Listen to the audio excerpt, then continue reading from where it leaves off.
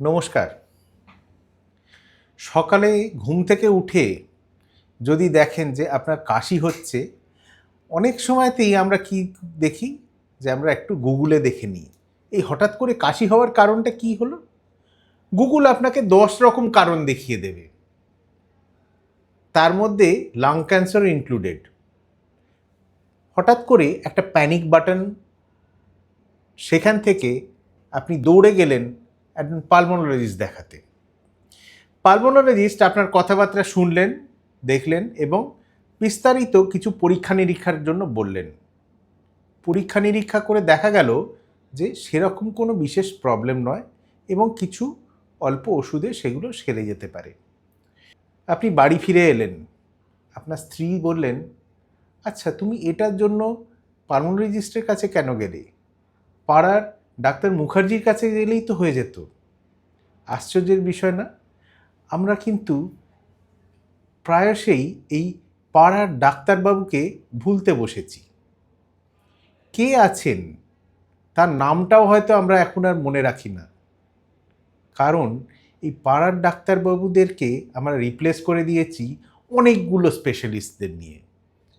কিছু হলেই আমাদের সবসময় মনে হয় যেন স্পেশালিস্টকেই দেখাই। ব্লাড প্রেশার বেশি হয়েছে, কার্ডিওলজিস্টের কাছে দৌড়বো।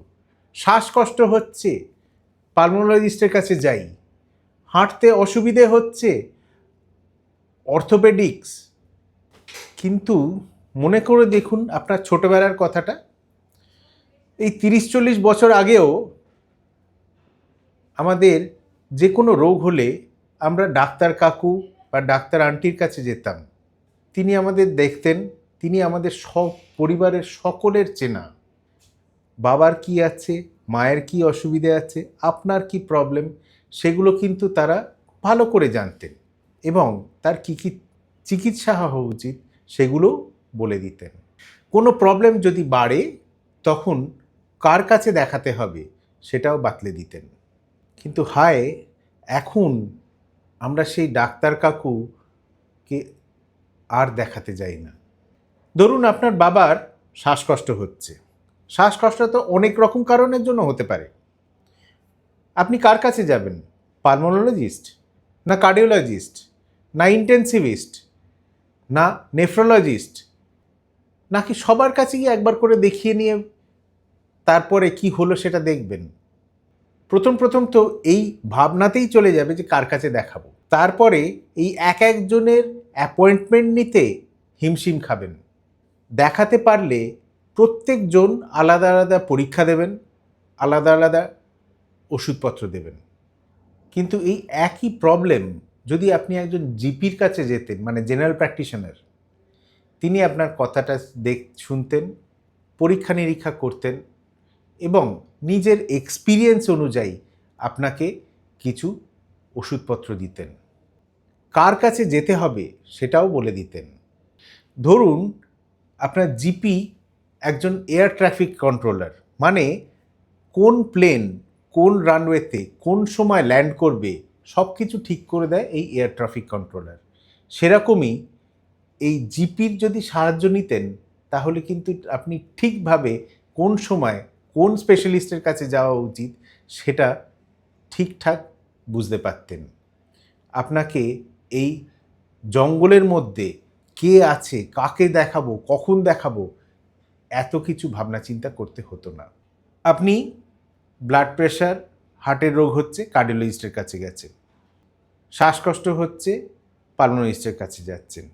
কিডনির অসুবিধে হচ্ছে, নেফ্রোলজিস্টের কাছে দৌড়চ্ছেন। সবাই কিন্তু তাদের টেস্ট করছেন এবং তাদের বিভিন্ন রকম ওষুধপত্র দিচ্ছেন। দিনের শেষে দেখা গেল যে আপনি সারাদিনে 15খানা ওষুধ খাচ্ছেন এবং এই ডাক্তারবাবুরা জানেন না যে অন্য ডাক্তারবাবু কি ওষুধ দিয়েছেন। তার কাছে হয়তো আপনি বলেনও নি যে এতগুলো ওষুধ অলরেডি বাবা খায়। এবং এই ওষুধগুলোর নিজেদের মধ্যেও ইন্টারঅ্যাকশন আছে, যার জন্য সাইড এফেক্টের চান্স বাড়ছে, যার জন্য আমাদের পলিফার্মেসি হচ্ছে। আর একটা জিনিস খেয়াল রাখবেন, এই এতজনকে দেখাতে গেলে এতগুলো টেস্ট করতে গেলে একটা খরচার ব্যাপার আছে। আজকের হেলথ কেয়ার কস্ট কিন্তু দিনকে দিন বাড়ছে। আমাদের ওষুধের খরচা, ইনভেস্টিগেশনের খরচা, এগুলো সব যদি আমরা ধরি, সেগুলো কিন্তু বেশ অনেকটাই। যত বেশি এই ডিফারেন্ট ডাক্তারদের সঙ্গে দেখা হচ্ছে, আপনাদের খরচাও বাড়ছে।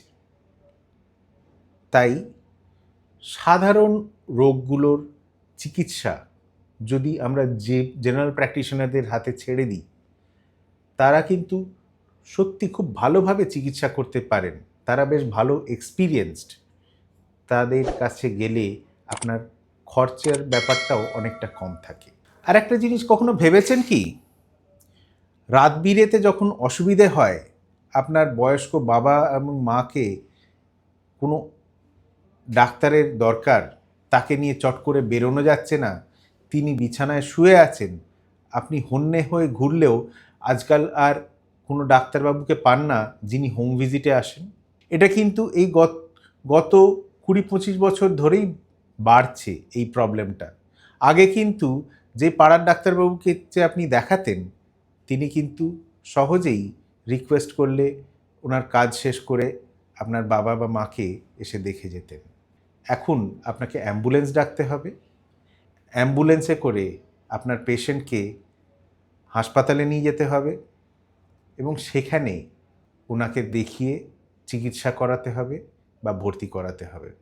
কেন এই পাড়ার ডাক্তার, এই কনসেপ্ট, ফ্যামিলি ফিজিশিয়ান, যিনি ফ্যামিলি ফ্রেন্ড বলতে পারবেন, পার্ট অফ দ্য ফ্যামিলি হয়ে যান, সেই রকম ডাক্তার আর কেন পাওয়া যায় না?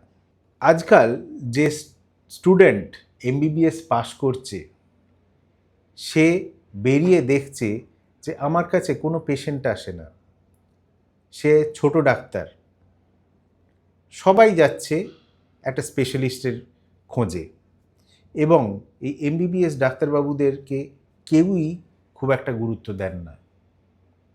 তাই সেই ডাক্তারবাবু কি করেন, তিনি চেষ্টা করেন যাতে যত তাড়াতাড়ি পারি একটা এমডি বা এমএস কোর্সে ঢুকে যাই, তারপর শুরু হয় ডিএম বা এমসিএইচ বা সুপার স্পেশালিটিতে যাওয়া, তারপর ফেলোশিপ, তারপর আরও এক্সপিরিয়েন্স গ্যাদার করার জন্য বড় হসপিটালের অ্যাটাচমেন্ট। সব কিছু করে বেরোতে বেরোতে তার অর্ধেক জীবন প্রায় শেষ। তারপর তার প্র্যাকটিস শুরু হয়। অসুবিধে শুধু আপনার না, অসুবিধে ওনাদেরও। আর একটা বিষয়ে কথা বলি, এই আজকাল দেখবেন আপনি কিন্তু সহজে পাড়ার ডাক্তারবাবুর কাছে যেরকম যাচ্ছেন না, আপনি যাচ্ছেন কর্পোরেট হসপিটাল। পাড়ার নার্সিংহোমগুলোও কিন্তু আস্তে আস্তে বন্ধ হয়ে গেছে, ঝাঁপ বন্ধ হয়ে গেছে। এই কর্পোরেট হসপিটালগুলো বেশ ভালো, সেখানে অ্যাডভান্স চিকিৎসার সরঞ্জাম পাওয়া যাচ্ছে, সব রকমভাবে কেয়ার করার মতো আইসিইউ আছে, সেখানে সব রকম স্পেশালিস্ট, সুপার স্পেশালিস্ট ডাক্তারবাবুরা বসেন, আসেন। কিন্তু আপনি যদি কখনো ঢুকে কাউকে জিজ্ঞেস করেন, আচ্ছা আমার এই হয়েছে, আমি কাকে দেখাবো, কার্ডিওলজিস্ট, পালমোলজিস্ট, নেফ্রোলজিস্ট, অর্থোপেডিশিয়ান, হাজার রকম স্পেশালিস্ট। বেশিরভাগ সময়তেই আমাদের এক রোগ নয়, অনেকগুলো রোগ থাকে একসঙ্গে। কিন্তু এই সম্পূর্ণ একটা মানুষকে কে দেখছেন? এই হাসপাতালগুলো স্পেশালিস্ট, সুপার স্পেশালিস্ট প্র্যাকটিসটাকে খুব প্রমোট করে,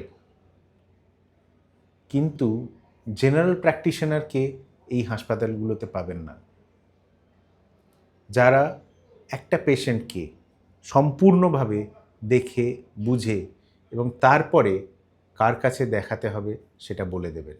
তাই প্রবলেমটা শুধুমাত্র একটা মেডিকেল ইস্যু নয়। চিন্তা করে দেখুন, এটা কিন্তু একটা deeper socio economic problem. Health care cost যেরকম দিন দিন বাড়ছে, আপনাদের হয় ইন্স্যুরেন্স নিতে হচ্ছে বা পকেট থেকে খরচা করতে হচ্ছে অনেক বেশি।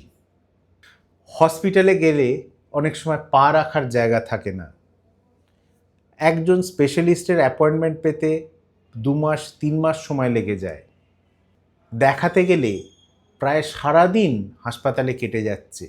যাকে দেখাচ্ছেন তার সঙ্গে কিন্তু আপনার আত্মিক যোগাযোগ হচ্ছে না, কিন্তু যদি আপনি কোনো জেনারেল প্র্যাকটিশনারের কাছে ফ্যামিলি ফিজিশিয়ানের সঙ্গে যোগাযোগ করতেন, ওয়েটিং টাইম মিনিমাম, দরকার হলে বাড়িতে এসে দেখা, আপনার এবং আপনার পরিবারের সকলের সঙ্গে একটা খুব ভালো সম্পর্ক থাকা। বয়স্ক পেশেন্ট যারা কেউই কিন্তু হাসপাতালে গিয়ে দেখাতে চায় না, তাদের পাড়ার ডাক্তারবাবুর যিনি দেখছেন, যদি খুব জটিল রোগ না থাকে খুব ইজিলি দেখানো যায়। তাই পাড়ার ডাক্তারবাবুরা যেরকম আস্তে আস্তে বিলুপ্ত হয়ে যাচ্ছেন, একটা এন্ডেঞ্জার্ড স্পিসিস বলতে পারেন এদেরকে, আমাদের সোসাইটির জন্য কিন্তু খুব একটা ভালো নয়। মেডিসিন অনেক উন্নতি করছে, আমরা নিত্য নতুন অনেক কিছু পড়াশোনা করে জানতে পারছি, স্পেশালিস্ট সুপার স্পেশালিস্টের সংখ্যা বাড়ছে, কিন্তু চিকিৎসাটা শুরু হয় জেনারেল প্র্যাকটিশনারের কাছ থেকে। আপনি যদি বিদেশে যান, ধরুন ইউকেতে গেলেন বা ইউএসএ, সেখানে একজন স্পেশালিস্ট সুপার স্পেশালিস্টকে ডাইরেক্টলি এরকম দেখানো যায় না। আপনাকে আপনার পাড়ার ডাক্তারের কাছেই যেতে হবে, যিনি জিপি। তিনি যদি মনে করেন তাহলেই তিনি রেফার করবেন টু দ্য স্পেশালিস্ট। তাই আমাদের দেশে এই ছোট ডাক্তার বলে যাদেরকে আমরা হেয় করি, করবেন না, কারণ তাদেরকে এই সমাজের এখনো পর্যন্ত দরকার আছে, এবং আগামী দিন এরা যদি না থাকে তাহলে কিন্তু আমাদের হেলথ কেয়ার সিস্টেমের মুখ থুবড়ে পড়ে যাওয়াটা একটা সময়ের অপেক্ষা। নমস্কার।